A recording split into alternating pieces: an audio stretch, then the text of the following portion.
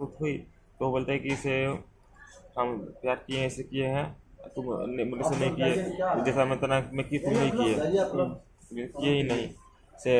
मैं चाहती हूँ कि मैं है ना, मैं नहीं कि तुम मर जाऊँगी, बहुत मैं मर जाऊँगी दिस डेट पर नहीं रह सकती, मैं बर्बाद हो जाऊँगी, किसी पास चली जाऊँगी, मैं लाइफ खराब हो जाएगा, मैं आगे पढ़ना चाहती हूँ, इसीलिए मुझे बचा लो। बहुत कुछ उसकी भी शादी होने वाली थी, नहीं, तो वो ऐसा क्यों कहा? क्योंकि मैं किसी और के पास चली जाऊँगी, मैं बहुत सा लेसन बनाऊँगी, मैं बर्बाद हूँ, मुझे आगे पढ़ना है, तो मैं दिल्ली जाना है, हम्म। पढ़ना है, अगर नहीं मिले तो मैं खराब हो जाऊँगी, मैं उलझ के रह जाऊँगी। बहुत मैंने बात बोलने लगी तो बोले मुझसे कोर्ट में रख करो, ताकि मैं नाम बताया कि हाँ अब मेरी शादी है। मामला नज़र में आया है 7 तारीख को होटल एम्बेसी में एक लड़का सूर्यभूषण कुमार को उनकी एक महिला मित्र ने प्राइवेट पार्ट पे धारदार हथियार से थोड़ा सा प्रहार किया है, जिसको लेके वो भी पीएमसीएच में भर्ती हैं। फ़र्द बयान पे केस कर लिया गया है और जो लड़की उनके साथ थी उनको भी रिमांड में ले लिया गया है और अभी फॉरवर्ड किया जा रहा है। पूरे मामले की बात कर ली जाए, दोनों शादी भी कर चुके थे क्या? दोनों एज़ पर पेरेंट्स बोला जा रहा है कि दोनों दो दूर के रिश्ते में लगते हैं, पर दोनों में प्रेम था पहले से लगभग 3 साल से। और लड़का छत्तीसगढ़ में रहता था, छत्तीसगढ़ से लड़की ने लड़के को बुलाया था, दोनों साथ में होटल में रुके थे और लड़की के कहने पर ऐसा ये लोग बता रहे हैं कि गाया घाट में इन लोगों ने व्यवहार न्यायालय में शादी भी करी है। अभी ये जांच का विषय है और किसी बात पे नोकझोंक हुई 7 तारीख को इन लोगों के बीच में, जिसके बाद लड़की ने धारदार हथियार से उसके प्राइवेट पार्ट पे अभी पटना राजधानी का एक ताज़ा मामला से आपको मैं रूबरू कराऊंगा। मामला है छत्तीसगढ़ के फौजी का और दरभंगा की रहने वाली लड़की का। दोनों 3 साल से प्यार और मोहब्बत करते थे। प्यार मोहब्बत में 3 साल दोनों साथ में रहे और पटना के होटलों में मिला करते थे। लेकिन या एक घटना ऐसा घटा जो आखिरी मुलाकात था और आखिरी मुलाकात में लड़का जो है लड़की से शादी से इनकार कर दिया, कहीं और शादी कर रहा था। लड़की को पता चला, लड़की जो है अपनी आपा खो बैठी और एक बड़ा कांड कर दी और कांड करने के बाद वो जेल चली गई। कांड क्या की कि लड़के का गुप्त अंग काट दी और समझी कि मेरा नहीं तो किसी और का नहीं। जेल जाना मंजूर है लेकिन हमें धोखा मंजूर नहीं है। हमारे साथ हैं महिला विकास मंच की दीपशिखा, बुलेट रानी के नाम से जानी जाती हैं और मधुबनी के जिला अध्यक्ष हैं। आइए जानते हैं कि इस विषय पर एक महिला है और लड़की है, एक लड़की का दर्द क्या होता है वो बताएंगी। मैडम बहुत बहुत स्वागत है आपका। धन्यवाद। देखिए, मैं इस घटना को, हर घटना को दो पहलू होता है। लड़की एक तो सबसे पहले बहुत बड़ा अपराध कर दिया, जेल चली गई, उसका कैरियर बर्बाद हो गया। दूसरी तरफ हम देख रहे हैं कि कहीं ना कहीं ये आक्रोश का मामला है। लड़के ने लड़की को इतना आक्रोशित कर दिया कि लड़की मजबूर होकर के इस तरीके का घटना को अंजाम दे दी है। 3 साल से आप किसी लड़की के साथ के में रिलेशन में रह रहे हैं। आप एक देश के जवान हैं, देश की सुरक्षा, देश की रक्षा के लिए आप बहाल। आप पे सुरक्षा की जिम्मेदारी है। बिल्कुल, जब आप तो एक महिला की सुरक्षा को आप कैसे नहीं समझ पाए? आप 3 साल से उस लड़की के साथ रिलेशन में रह रहे थे और अचानक से आप कहीं और नौकरी हो गया तो आप कहीं और शादी कर रहे हैं, तो लड़की ने आक्रोश में ये घटना को अंजाम दिया। लेकिन देखिए, घटना करने वाले वो अपराधी ही होते हैं, वो चाहे लड़की हो, लड़का हो, किसी समाज से हो, किसी जाति से हो, किसी धर्म से हो, लेकिन अपराधी तो अपराधी ही होते हैं। अपराधी का कोई जात भी नहीं होता है, कोई जात कोई पात नहीं, वो अपराधी ही होता है, उसका पहचान एक अपराधी के रूप में ही होता है। और इस सब घटनाओं से ना मैं 2-3 मैसेज लोगों को देना चाहूँगी कि देखिए, प्रेम को बंधे रहने के लिए ना आपको कुछ ऐसा एक होता नहीं कि एक दूसरे के साथ रहने के लिए। लड़का अपने जॉब में आ गया था, उसको लगा कि मुझे दहेज मिल रहा है, मेरी एक भूख है जो मैं किसी भी लड़की के साथ मिटा सकता हूँ, मैं अपना एक सेटल जीवन जी लूँ।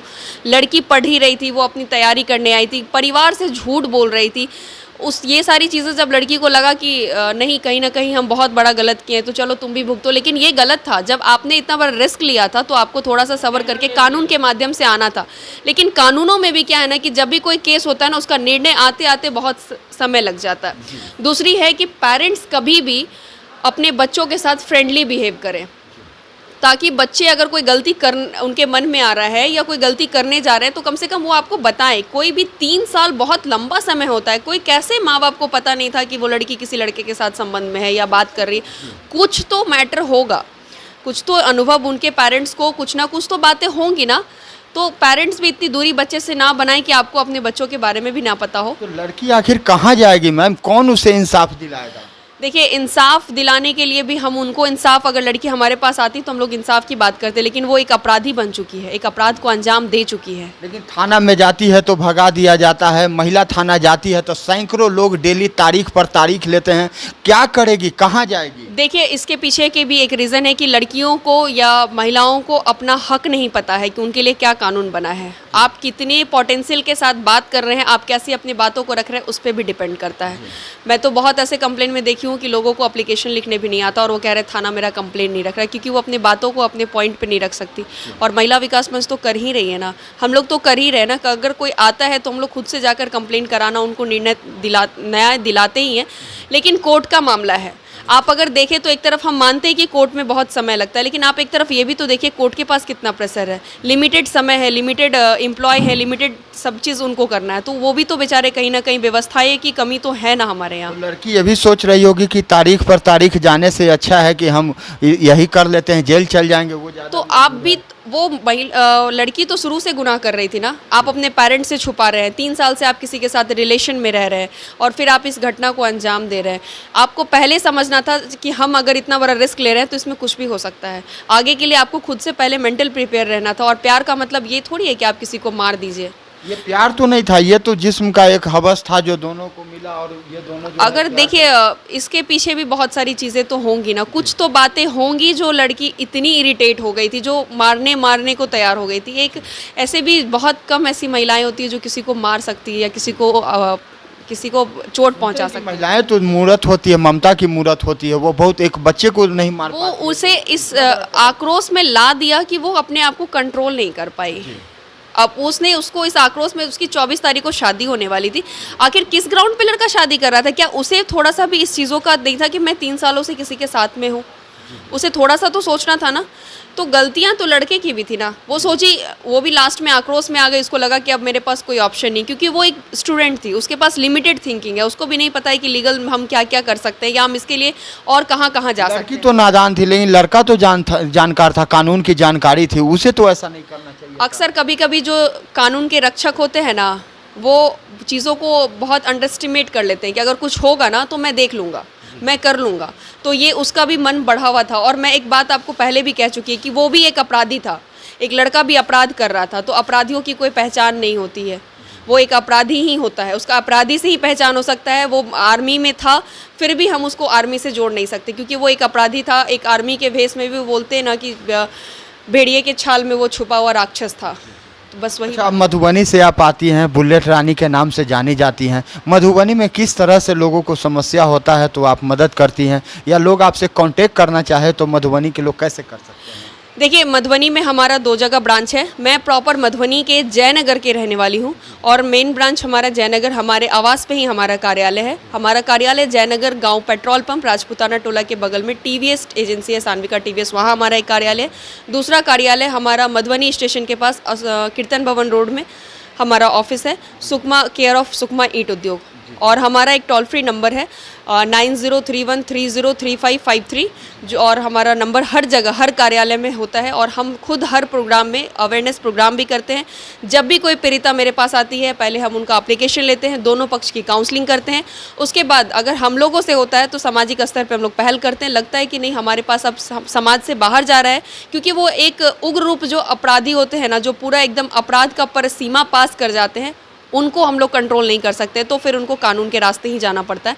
तो फिर हम लोग उनकी कंप्लेंट करा करके और तब तक उनके साथ लड़ते हैं जब तक उनको न्याय नहीं मिल जाता। महिलाओं को मदद करते हैं या फिर लड़कों को भी मदद करते हैं? देखिए, प्राथमिकता तो हम महिलाओं को ही देते हैं, हाँ। लेकिन ऐसा भी नहीं है कि हर महिलाएं गलत ही होती है या हर महिला सही ही होती है। कभी कभी ऐसा क्या होता है ना कि एक समझ नहीं होने की वजह से भी लड़कियां गलती करती रहती हैं।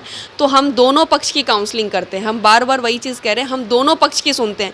जिसका उचित रास्ता निकलना होता है, एक सही पाथ पे ले जाने के लिए, घर बसाने के लिए, तो हम लोग उसका निर्णय निकालते कि कैसे हम लोग इसका बचाव कर सके, इसको कैसे एक अच्छी जीवन जीने के लिए हम लोग बता सकें। एक लास्ट सवाल है मैम, जो लड़के प्यार मोहब्बत करते हैं बिना समझे बूझे शादी विवाह कर लेते हैं या शादी के नाम पर अपना गलत कदम उठा लेते हैं, उन लोगों को क्या मैसेज देना चाहते हैं? देखिए मैं बार बार एक चीज़ कहना चाहूँगी, हर बच्चों से कहना चाहूँगी कि प्यार गलत नहीं है, प्यार कीजिए लेकिन अपने कैरियर को बनाते हुए कीजिए। एक एग्जांपल मैं दे रही हूँ कि अगर कोई लड़की किसी पद पे है और लड़का भी किसी पद पे है, तब आप एक शादी करते हैं ना, तो वहाँ पे क्या होता है कि दोनों को एक दूसरे की नीड होती है। जैसे कि पुरुष को एक नीड है कि महिला मेरा घर संभालेगी, तो वैसे एक महिला को भी नीड होती है कि एक पुरुष है तो हमें सपोर्ट करेगा, हमें कमा के देगा, हमें मेरा संरक्षण करेगा।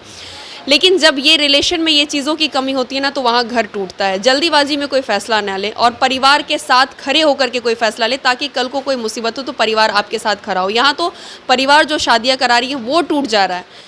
तो साथियों, आप देख रहे थे लाइव मीडिया न्यूज़, आपने इतना कीमती समय दिया, इस वीडियो को देखा, आपका बहुत बहुत